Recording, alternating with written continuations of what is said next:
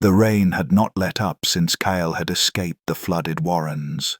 It fell in sheets over Vharanor, hammering rooftops and streets, mixing with the fog that clung like a living thing. Kael's coat was soaked through, his boots slick on the moss-covered tiles. In his arms he carried Princess Mira, small and shivering but alive. He had taken her to a hidden safe house deep within the abandoned Mire district, a derelict portion of the city where old canals had dried and buildings leaned like broken teeth. The place was hidden from both the watchguards and the conspiratorial barons, an old warehouse converted into a small dry refuge. Damp crates had been rearranged into walls, and faint ether crystals he had scavenged flickered softly in corners, providing warmth and a dim, comforting light. Mira sat quietly, her small hands clutching a soft cloth doll. Kael crouched beside her, adjusting a tattered blanket around her shoulders. "It's safe for now," he whispered. "No one will find you here." Her wide eyes met his, a mixture of fear and trust. She nodded silently, drawing comfort from his presence. But Kael knew this safety was temporary. The city was alive with corruption, and Drax's influence spread like a shadow over every alley and tower. Steeling himself, Kael stood, leaving Mira in the soft glow of the crystal-lit safe house. He turned back toward the rooftops, rain soaking his hair, Mark pulsing faintly beneath his glove. His path led to the noble district, where Baron Fell, Lady Kor, and the remaining conspirators consolidated power. The rain had turned streets into rivers, the mist thickened, and decay was creeping even into areas once pristine. Kael leapt across the rooftops, tracking patrol patterns of watchguards with exosuits glinting under lantern light. Each step was calculated. The mark guided him, pulsing faintly whenever he neared an ether source or a potential threat. In the distance, the faint glow of Lady Kor's estate marked the start of the trail he had begun unraveling.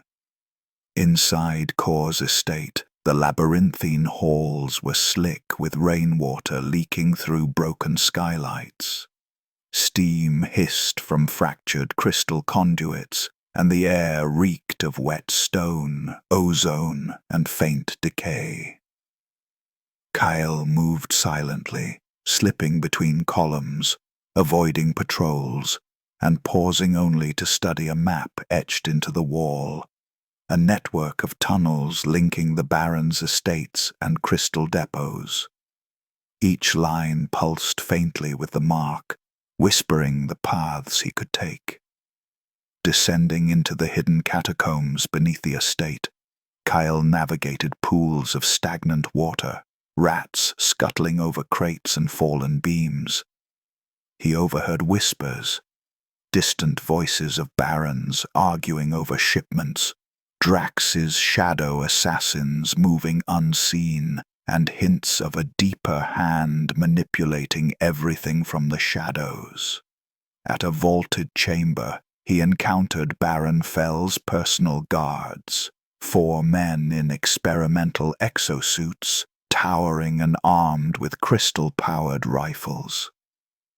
Kael extended the mark, slowing time for a heartbeat, and blinked across the room. Dagger flashes silenced 2 instantly. Crossbow bolts felled the others, and Kael moved like smoke, leaving only his target. Beyond the chamber, a staircase led to the upper balcony, where Lady Kor had convened a council of barons and guildmasters. Kael observed from shadowed rafters as they discussed crystal shipments, the Empress's disappearance, and experimental uses of ether, including attempts to replicate Drax's power to mark and control others. He climbed along slick pipes, evading guards, projecting phantom echoes of himself to mislead enemies, and reached Baron Fell's private study. Inside, crates of documents revealed shipments, payments, and letters linking all the barons to Drax and the unknown mastermind orchestrating the coup. Kael's pulse raced. The conspiracy was far larger than he had imagined. Suddenly, a flash of blue light illuminated the room. Lady Kor appeared, wielding a crystal-infused baton, her face cold. Kael blinked, darting across shadowed corners, knocking over tables to create cover as crystal shards exploded in radiant arcs.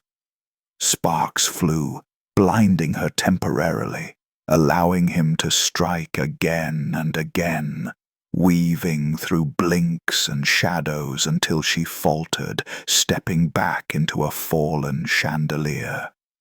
Kael did not kill her.